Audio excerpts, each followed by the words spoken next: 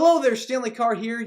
I love collecting music and sports memorabilia. Want to know where you can find some? I'll tell you. Go to oldglory.com. This website features one-of-a-kind apparel from your favorite sports teams and musical artists. And I can help you get 15% off of all items. Use the code WWH135. Enjoy the episode. Welcome to Wrestling with Heart, a podcast looking at pro wrestlers giving back to their community. Join me, Stanley Carr, as I interview wrestling's hottest names who use their platforms as entertainers to raise awareness and do community service. Hello and welcome to another edition of Wrestling with Heart. This is the show where we talk with professional wrestlers and professional wrestling personalities about their lives in and outside of the ring, as well as doing acts of charity work, community service, volunteering, and spreading positivity. We're always about the positive vibes here on the show. Before I introduce my guest today, I want to give a little plug to my brand new book. It's Champions for a Cause, Volume 1. If you can see that here in the picture frame right here, there we go.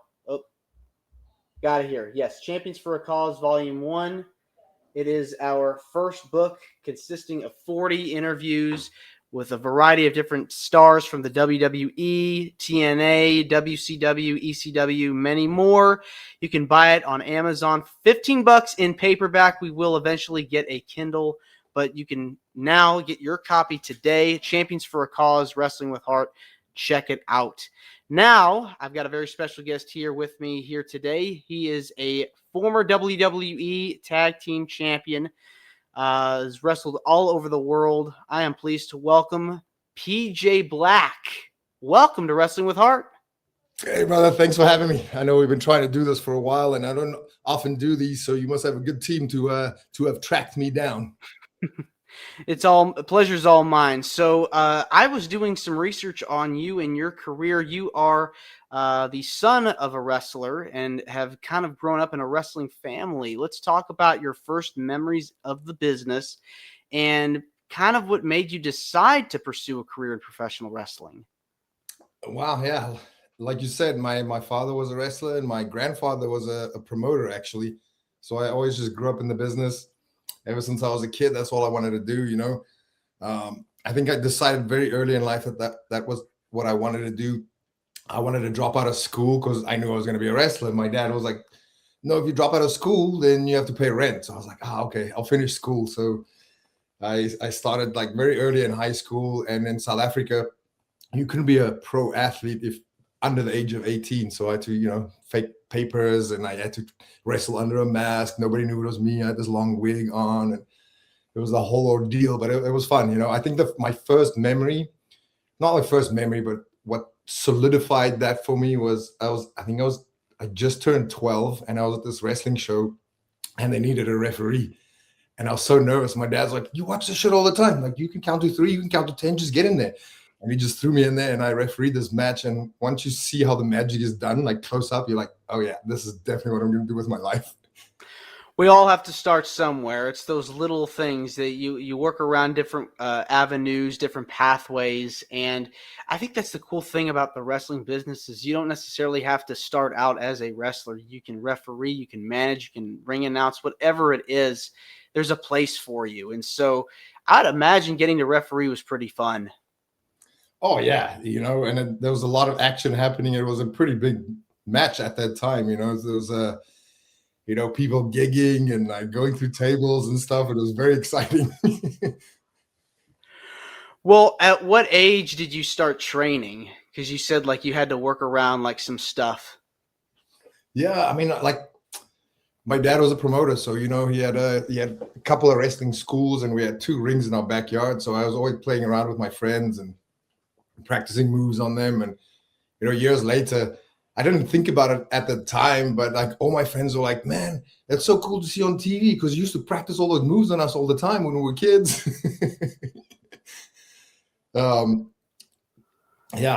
So I think like officially like 16, I think that's when I had my first match. So probably officially started training when I was like 15, I think. But I mean, I've always been rolling around the ring. There's actually a photo of me and another guy. We used to, his uncle was a wrestler. And we used to always go to the shows. and we just put our little speedos on. I think we were like not even 8 at the time, and there's a photo of us floating around with our white little lucha masks and like running around during interval during the matches. And I think that's where we got hooked, because people just like stopped and started cheering for us. When you're watching pro wrestling on television, who are some people that you're just sort of influenced by their work and you're amazed by their work and you kind of like emulated? Oh wow, there's so many. In South Africa, we don't really have a style. So like growing up, I think I was like in my mid-teens when WWE came onto TV. So I watched a lot of New Japan wrestling. I watched a lot of like old lucha libre stuff. I like the history of wrestling. People don't realize this, but in certain eras, there were certain territories around the world that was really big. Like 80s, 90s, South Africa was a really, really, really big. It was kind of unofficial territory back then. But also like Chile. Chile was one of the biggest territories in the world. And then the government, I forget what year it was, but the government made it illegal. And only like about 10, 15 years ago, restarted the business. So all those kids, none of them had like training from like their predecessors. They all had to start fresh. So they take a lot of us out there to train them. But yeah, that's what's so cool about wrestling, right? It's a universal language. It doesn't matter where you go. I've wrestled in 69 countries now, I think. 60. Oh my gosh. And yeah, wherever you go, some places don't speak any English, right? But they understand wrestling. It's a universal language. It's like music. It really is. So training at such a young age, walk me through the training process. It's different for everybody, but when you're in that ring for the first time and you're taking these bumps, it is a grind. You have to really work with your body constantly. What was your experience like learning how to wrestle? Yeah, I was a super young, super skinny kid. I used to try and just eat as much as I could. I was reading, there was no internet back in the 90s. So it was just starting up. But so it was like watching a lot of VHS tapes and reading those bodybuilding magazines. I was like, okay, I got to eat a lot of eggs. I got to do this. I got to bulk up, Can't be a skinny wrestler kid.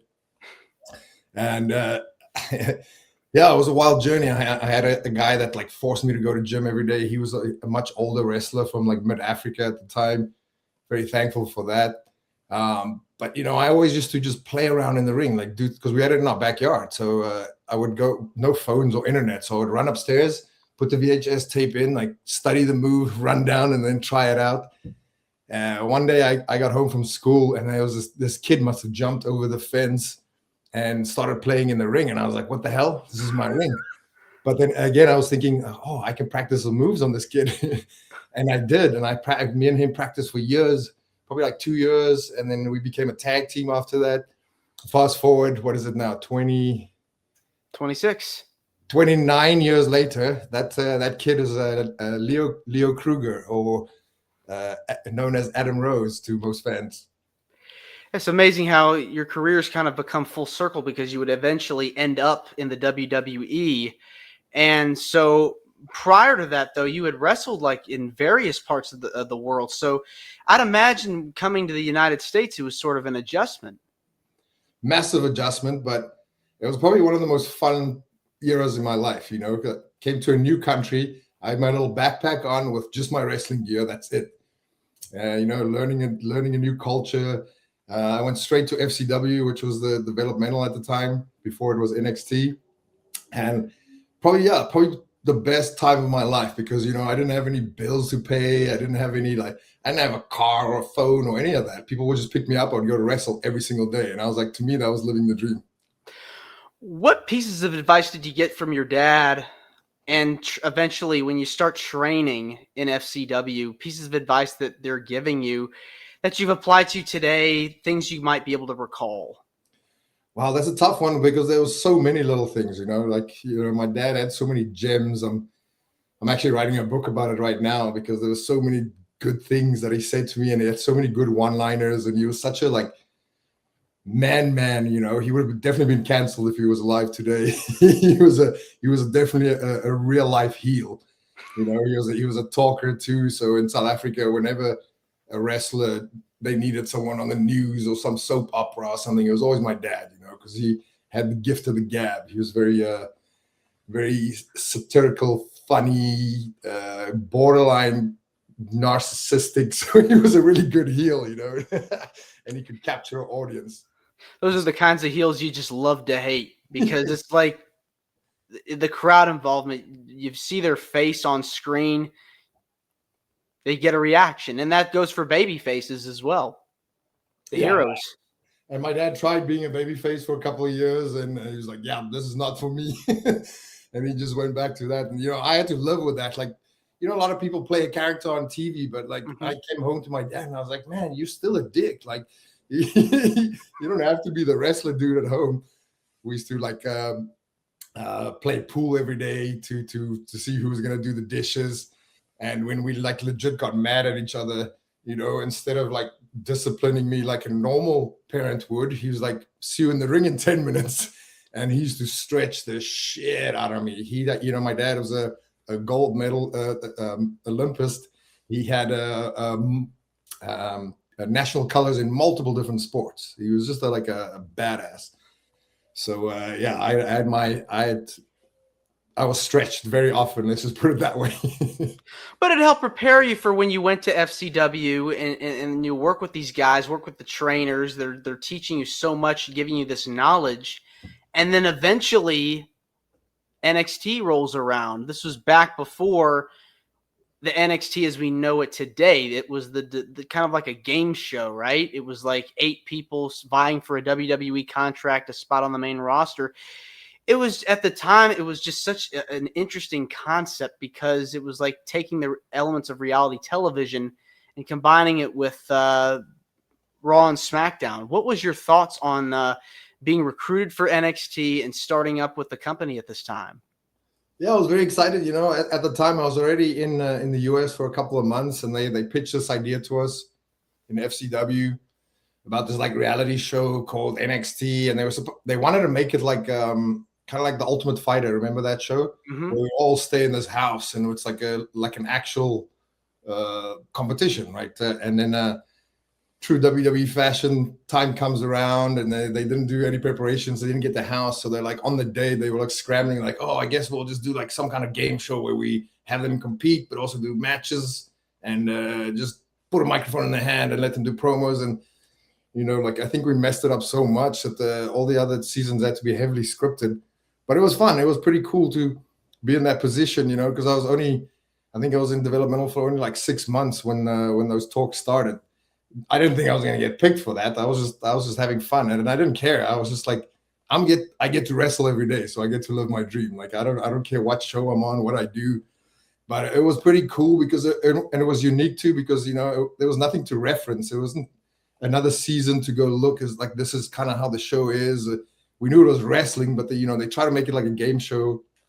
I don't know if that added to it or took away from the wrestling, but I mean, everybody who watches it, people still watch it. I have little kids come up to me like, "Oh wow, I just watched that whole season of NXT," and I'm like, "You're like 8, dude. That was like 15 years ago." But like, yeah, power of the internet now, huh? And everything's streaming and everything's on the WWE site now. It's so cool. Did you have a favorite competition that you were involved with? I liked it was the obstacle challenge, because I think I won that one. That was hilarious because it was so stupid, right? It doesn't fit in wrestling. We had to like climb these like ladder things, and Heath had baby oil on top all over him, so everyone who went after him slipped and fell, and trying to make it into like a wrestling promo. I was just like, I'm a natural athlete. Obviously, I'm going to win this. Like, I think I don't know if you pull up the clip somewhere. I was looking at the other day. I even like posed in the crowd with a fan. I took my time, and even like the juggling thing, I used one hand. Like, it was to me that was fun. Maybe just also because I won it. Didn't they have like one of you guys like carry around like a jug of water, and like you had to like run around as quickly as possible with it? It was like a 60-second competition. Yeah, some of it was ridiculous. Like, they had one challenge they had us like sell programs in the crowd, and I was like, that was so easy. It was just like tens of thousands of people. You just go here, and then it was like that. Like, it was so stupid. I was like, what kind of content do you guys expect from this? This is so silly. So I started like coming up with better ideas for them. But I was super young at the time, and I don't know. They didn't really listen to us. They're like, no, our ideas are better. What ideas did you have? Oh man, I can't remember. It was just because some of the stuff they had us do was so stupid, and some of it was like kind of embarrassing. But I mean, that's the life of a wrestler, right? You have to sometimes do all these things like dance offs and like all these like random things that you don't want to do just to get to the good stuff that you want to do, and that's different for different people. Some people are like natural born entertainers. They want to do the singing and dancing. Other people just like going through tables and taking hard bumps. That's what's so cool about it. Everyone was different. So I think we all pitched like so many different things and different ideas because there were so many unique people in that group, like Daniel Bryanson and like Wade Barrett. These guys are very different styles and different ways of thinking about wrestling. And following NXT, you were a part of the Nexus, which is just one of those groups that I feel like fans still talk about today. What if the Nexus had actually became more than just a dominant faction, like holding all the belts and having such a long extended run? But tell me about what the idea was like. Who pitched the idea of the Nexus and how you were involved with it and how it came to be. That was all Vince's idea. That was after season 1 of NXT wrapped up. We all kind of went back to FCW, and we're like, all right, what's going to happen now? The competition ended, the show ended. Do they have something for us? Do they not have something for us? And Monday Night Raw was in Miami at that time, and we were all living in Tampa. So we got the call and like, hey, Vince wants to see you guys in the office. So we drove down to Miami, and he laid out this plan, which became the Nexus in front of us, and we all kind of like just looked at each other. We're like, yeah, you're crazy, dude, but if you think this will work, that's why you're a billionaire, right? And I mean, the rest is history. We did everything exactly like he said. We improv some stuff, and it turned out great. And again, I touched on this before. Usually in wrestling, there's always like a storyline or a character or anything that you can go reference, right? Dr. Tom used to say this all the time. What's old is new and what's new is old. So that's why I study a lot of old stuff. And you take like little stuff from characters and storylines and promos from other eras and other storylines and stuff. But there was no storyline like this to go reference. So we had to kind of like just make it up. Yeah, you guys were white hot that year. Yeah. Really going against the whole locker room, not just of Raw, but of SmackDown, feuding with John Cena and the Big Show and all these different people. What was it like working with these guys, sharing the locker rooms and just soaking all this in? Because you watch these guys on TV, now you're here and you get this amazing opportunity. Oh yeah, that was surreal. And we were just like thrown in the deep end kind of thing. And going on tour, it was always the Nexus versus WWE or the locker room or whatever it was. So at the time, I was probably the most capable guy there to do these matches. So it was always me and John Cena in the main event, or me on the non-televised show. So I got to wrestle him for like a few months straight, and that was such a great learning experience because I watched him on TV and he's John Cena. Like, wow, like it was such a cool idea, but everything happened so fast. And back then, like Raw and SmackDown was like completely separate, except for us. Like we had to go to both shows, so there was so much happening and so much traveling and driving. There wasn't a lot of time to like take it in and process it. It's just like, oh, this is what we got to do today. Let's go. Next day, next city. It was awesome. And of course, the Nexus kind of spawned off into the core with you and Heath and Wade and Ezekiel Jackson. What was it like being a part of that group? Yeah, that was fun. And it was like, it didn't last too long, but there wasn't a lot of direction given to us, like we were in the Nexus. At least we were like, hey, you're these pissed off rookies. This is the goal. This is the mission. This is what you want to portray. The core, we didn't get anything. They expected us to just make some stuff up or just kind of like be more, I don't know, like be yourself. I don't know. Which they told us later. And if I had known that, it would have been very different. But it was still cool because, me and Heath were the tag champs and Heath won the IC title. So there's some cool pictures of that. We got some cool action figures out of it. It was a fun little mini run. Yeah, it's almost like I kind of wish the storyline would have gone on a little longer to see the payoff for the Nexus or the core, like where things were heading, which direction was heading. So right. Yeah, I mean, the Nexus was like less than a year if you think about it, and we didn't even have a WrestleMania moment or anything. Core did, like me and Heath were champs, but like the match was so short, like an 8-man match. But yeah, Nexus never had anything like that. No big. It just like abruptly ended, and it was like, yeah, thinking about it, like less than a year, and it's been what 15 years, and people still talk about it. That's insane. Yeah, like you even have people that are clamoring for like a Nexus reunion or like a Nexus another run out of you guys because it was that good, and I feel like you guys influenced so many people and so many groups have later come in to be able to do something like that. So I think it's one of those things like people still remember you guys, talk about you guys to this day. So it really does have to feel good. Oh yeah, no, totally. That's one of the first things that people always bring up. It was an interesting time, and it was an interesting time in wrestling too, because the wrestling evolves. Like, I mean, we're all wrestling fans the whole life, right? We get like the attitude era and like the whatever reality era and whatever these eras are, like the Hunter era, people call it now, whatever it is. So we were like in that transition too. So it was very interesting time. Who would you say have been some of your favorite opponents that you've gotten to wrestle over the years? Oh wow, just so many, like too many to mention. Like Rey Mysterio, AJ Styles, like John Morrison, Edge. I mean, AJ is someone I always look up to. I mean, although I probably started wrestling before him. When I went to college for 3 years, I didn't wrestle at all. I was actually trying to get out of wrestling. And I was in London, England, and I just randomly walked past this building and I heard bumping. Like, it's a very familiar sound, right? And I was like, let me go in here. And I went in there, and as I walked in, it was AJ Styles versus Johnny Storm. And I haven't watched wrestling for like 3 years. I was just trying to block it out, and I was like, whoa, this is what I've been missing. And I got back in the ring straight away the next day, and I was like, I told my teachers and everybody, I was like, hey, I'm gonna probably be away for weekends now. Yeah, I think it's just so fascinating when you have two guys that like have similar backgrounds and just similar size and everything like that. And it's amazing to see how the chemistry has worked so well. And two, you've got an incredible finisher, the 450 splash, which is sort of like a modified shooting star press, if you think about it. Talk to me about that move. What made you decide to make that kind of like your signature? Oh wow, let's see. When I was a kid, I was freaking crazy, doing all kinds of weird stuff. I used to pull the trampoline next to the swimming pool and then jump from the roof and then just jump on the trampoline and do a couple of flips into the pool, or just do like I would do moonsaults off it, and I did the shooting stars, and I did dragon corkscrews, which like as I got older and a little bit bigger, it was a little bit harder to do.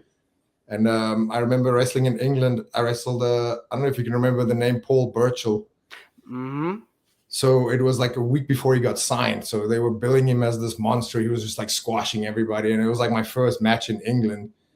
And, I was going over. So I was like, cool, I have to do something really cool. So at that time, I used to do this like springboard. What do they call it? Like a corkscrew 450 almost.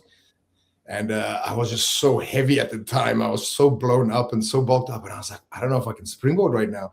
So I kind of just climbed up to the ropes and I did this picture perfect 450 that I don't think I've ever really done that, because I always try to do some extra twists and something fancy, to get people's attention at the time. And I just did this like perfect 450. And like when I got to the back, everyone was like, you should always do that. Like even the promoter of the show, he's like, dude, that's your move. Like that, you have to just keep doing that. Yeah, it's amazing to see like the how it works and how you're able to do that, like the gravities, and how like the elevation, so to speak, when you're able to drop and do that. It's one of those things where it's like, oh my gosh, just jaw dropping.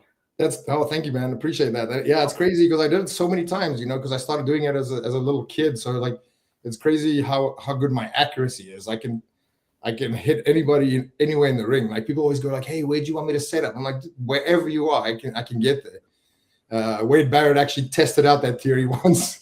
We were wrestling through Europe, and every night we do the spot, we climb up to the top and we exchange, and he falls down into place. And most guys will just kind of like take this shitty bump and like fall right there. And I was like, man, it's so close. It's harder when you're close because there's no give in the ring, and I have to jump up and then kind of like twist. So, and he was like, "You want me a little further?" So I was like, "Yeah." So the next night he like did the little bump and took one roll over. Pretty good. I go, "Hey, you can go anywhere. You don't have to be so rigid and like sell into position, make it natural." And then the third night he kind of bumped, rolled over, and then rolled over again, and I could see his eyes. Everyone, that to me is the funniest part because people like, like, oh man, this guy's about to jump on me, right? And they just have to stay there. Like their eyes to always just make me pop. And then I hit it perfectly, and I told him you can go even further. And the fourth night, he was like, bump, 1, 2, 3, 4, all the way up until the other night. And then he was trying to be funny, so he rolled all the way to the other side, thinking I was going to climb down, run around, and then do it. And I was like, nope, I can hit it from here. Hit it perfectly. So he was like, all right, I get it now. I can literally be anywhere. So like night 6, 7, and 8, he would literally not even like fall in place. He would just like bump anywhere in the ring and stay there because I can even like twist my body and still hit it perfectly. So many improvisations that you can do, like little things you can play around with, when you're starting to do all this stuff. So that's fascinating. Now, you said earlier you've wrestled in 69 different countries. Has there been a country that you haven't gone to yet that you hope to wrestle in the future? Brazil. I definitely want to go to Brazil. I see like there's some really good kids down there, and they have a really good promotion, and like they have a little TV deal, I think, or maybe they just stream it. But I've been seeing some really cool stuff. And I've been all over the world, all over Africa, Asia, North America. I've done all of Central America, but I've never really done South America. I've done Chile a couple of times, but yeah, Brazil definitely. And there's always these weird places that you never think of, and you get the call or the email, and you're like, "Hey, you want to come wrestle here?" And I was like, "Wow, they have wrestling there?" That was always fun, So there's a lot of places that is on my list that I want to go to. I got to wrestle 2 years ago. I got to wrestle like Jamaica and Barbados and like all these Caribbean islands, which was awesomely fun. We did Madagascar when I was a kid. Like I did like a lot of weird places that you'd never think of. And it's usually those places because you don't have high expectations. Like he's like, "Is there wrestling in this country?" I remember going somewhere once and Wade was like, "What if nobody speaks English? They're not going to understand me," because he was injured at the time and he was just doing a promo. He goes, "I don't think they're going to understand me." And his promo was the opening segment too. And people just went crazy, like going, welcome back. And he was like, "Oh, wow. Okay. Like wrestling really is a universal language." It definitely is. Now, I want to switch gears and talk about some of the stuff you've been able to do outside of wrestling. I know you've been very involved with charity work and have done stuff to help other people out in your community. What kinds of things have you been able to do to help make a difference over the years? Oh, wow. So I get so many emails and text messages and DMs from kids in South Africa, but like, "Hey man, how did you make it on the world stage? How did you become a wrestler? Like, what did you have to do? Are there any wrestling schools in South Africa?" Most people don't even know about the circuit there, right? So whenever I go back to South Africa, I just rock up. There's a lot of little schools everywhere. Most of the time I'll just rock up, and kids' faces, they're like, "Oh wow, that's Peter," because I'm the only South African. Like now Angelico and Leo Kruger, and there's a few others too that some people might know, but and I just always try to help out those kids. And sometimes there's hundreds of DMs and I can't get back to everybody, right? So we've been trying to work with the government into setting up some schools all across the country. I have a few good friends out there who run their own little schools, and they just do this as a charity thing because to give back to their communities, which is really cool. And so when I get to go there to help them out, a lot of them have grown into actual wrestling companies, and a lot of them have grown into media companies that just do wrestling shows on the side. So that's really cool and really fun for me to see like the progress in that. I definitely want to do more in that. I've been working on this thing for a few years, but life happens, and then you got to do this. And I live in the US, so it's really hard for me to run a lot of the stuff in South Africa, but I try to go back as often as I can. I definitely want to set up a bunch of wrestling schools there because kids ask me all the time. Like I literally have a copy and paste message on my email on my phone, which I just send them. I'm like, "What area do you live in? This is the school. Here, this is the nearest school to you. This is the coach. Call him. Like, this is the number." That's so fascinating. Kids love wrestling, and they obviously, a lot of them want to aspire to be wrestlers, and many of them go on to be wrestlers. So having that kind of opportunity to have a school, something in their area, they're wherever they are, if they're in the U.S. or abroad or different countries, they want to have that access. They want to be able to have a place where they can go learn and they can train and they can live out their dream. So that's amazing that you're being able to do that. And the other thing is, in this day and time with the technology that we have, like we're doing all this right now, you could do business remotely. So if you wanted to teach remotely, have like a monitor or something in case you weren't able to be there in person, you could have virtual classes. Yeah, actually a good idea. And I think Chavo and a few guys tried that a little while ago. I'm not sure how it went, but yeah, that's definitely an opportunity. I mean, like you said, like, wow, like technology has come so far. Because I mean, I started wrestling when we didn't have YouTube. Like, imagine if I was a 15-year-old kid and I can just go like Google all these things and watch all these YouTube shows. Like, imagine where I would have been. But like, maybe not. Maybe life would have gone the other way. You know, who knows? But it's time is moving so quickly, and you know, times are changing, and we have to just adapt. And even with wrestling, like wrestling now is not what it was 10 years ago or 20 years ago or 30 years ago. I love studying history of wrestling. Like I earlier mentioned the Chile stuff. Like, I had no idea that existed. That was so big. Like, when I went there, the promoter gave me a book like this thick from like the 20s. It was all like black and white. And I was like, wow, like sold out arenas, like 20, 30, 40,000 people. Like, who would have thought, you know, like there was no TV back in the day like that or anything. No. And so it's going to keep going. So an idea that you might not have thought about today, you might have this idea like 5 years down the road and be like, oh, I didn't think of this. I'm going to implement this now and try it because of everything constantly changing around us. So that's really really a good thing that you're able to do this and have this going. Are there any particular charities or causes that you're very passionate about? Wow, there's so many, and there's so many that I've worked with over the last few years. But especially in South Africa, there's a lot of like underprivileged communities, and we do a lot of shows there. And you know, those kids don't have resources, so like we trying to help them out as much as possible. We set up like little wrestling rings for them, and we do like little shows and little free seminars for them, and it's really cool for them. You know, like recently, I don't know if I don't really keep in touch with those guys anymore, but I don't know if you've seen that stuff that went viral in somewhere in mid-Africa, in West Africa, and we ended up donating a ring to them. I mean, Cody got all the credit for that because he did pay for it. But you know, there's tons of little communities like that all over Africa that are inspired wrestlers, but you know, they don't have access to rings or like gym equipment and stuff like that. So we like helping out like that, like spreading it, because everybody, think about it, like every kid's a backyard wrestler. Like, when you see these clips on everywhere you go, and it's the same all over the world. Like, I go into DRC in Congo. Actually, I did a wrestling tour there right before I got signed to WWE. In the middle of the jungle, not even like dirt roads. Every little kid that saw me at the time, this was 2005. Every kid who saw me knew I was a wrestler, and they would do this to me. I was like, see, wrestling's a universal language, you know, like, and they were all so excited. And like, you know, fast forward like 10, 20 years later, now those kids have rings to play in with because they were just like backyard wrestling each other. Now they have actual equipment, and they can be safe, and they have crash pads to practice stuff on. So it's kind of cool. Yeah, to have that equipment available, and then they'll have the resources to be able to have schools, have training sessions, and it'll continue to grow. So you'll see that prosper over time. Oh yeah, and you know, that's fun for me, you know, because I'm a lot older now, so it's hard for me to wrestle full time.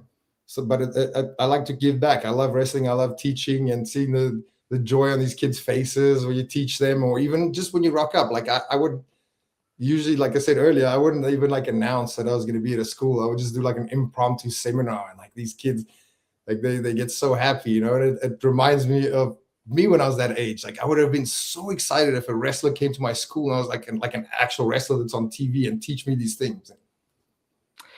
Yeah, it's one of those things where it's like, oh my gosh, I get so starstruck whenever I hear like, oh, PJ Black's coming to my school. I'm there. I'm going, and I'm going to do my best to make sure I learn as much as I can and work hard at this. So yeah, I wish you all the best with that, and hope you're able to still continue to work in that capacity, give back, and who knows, you could take this program anywhere that needs assistance, like other countries too.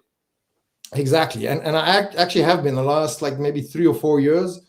I only take bookings where I don't wrestle. I don't take every booking because I just don't have enough time and my body like hurts all the time as we get older. But yeah, I take bookings. Like I go to Australia like once a year. Like I did that Chile 2 years in a row. I've been doing France, south of France too, which is cool because it's like Saint Tropez. Did like the last 4 years in a row. So it's cool because and then I usually it's a long way to travel, so I'll teach a couple of seminars, do the show, and like just rock up randomly at some schools. Some schools are like advertised, and it's fun. It's like a different journey. I'm still on the road, kind of, but I'm doing my own thing, which is awesome. Favorite country to wrestle in? Oh, that's a tough one. There's so many. I remember in WWE, we used to do these tours to Europe twice a year for like 18 days, 18 cities, straight 5 countries. And I always looked forward to Belgium for some reason. Fans were always crazy. They was always sold out within an hour. The wrestling arena looked like Gotham City because you drive down the back with the bus and it's like these glow in the dark paint. It gives you that energy where you get excited and people that adrenaline. Yeah, exactly. That's why we do this. And then there's so many different places. Obviously, I'm biased. I love wrestling in my own hometown. In my first year on TV, we got SmackDown and Raw went to South Africa, and I was on SmackDown at the time, and we did 3 shows back to back in Cape Town because it sold out so quickly, and that for me is like a home hero welcome. That was like my WrestleMania, so that was interesting. But like memorable places, you remember like I briefly mentioned the DRC show. I'm gonna have to put this in a book one day. I can write a whole book on just this weekend, but incredible, right? That's where Rumble in the Jungle was. It was a wrestling ring and just thousands of people in the jungle. Like people would stomp their feet and dust clouds would come up, and they were just so excited to see real life wrestling. That was very interesting. Like we also didn't know what to expect. It was like, is there any wrestling in this country? And like places like that stands out. So it's hard to pick a favorite country. I mean, everyone would always. I really liked Mexico too. I love the lucha libre style. Arena de Mexico, one of my favorite places I ever wrestled. We all have this like bucket list. For me, it was like arenas around the world. It was like Arena de Mexico, Tokyo Dome, Kurgan Hall, that one in Germany, in Hanover. It's a very famous one. Like from back in the territory days. Like I had my list and I hit them all off. So. It's hard to pick one of those. Madison Square Garden, obviously, Staples Center, which is something else now. But like there's so many cool venues and cities around the world.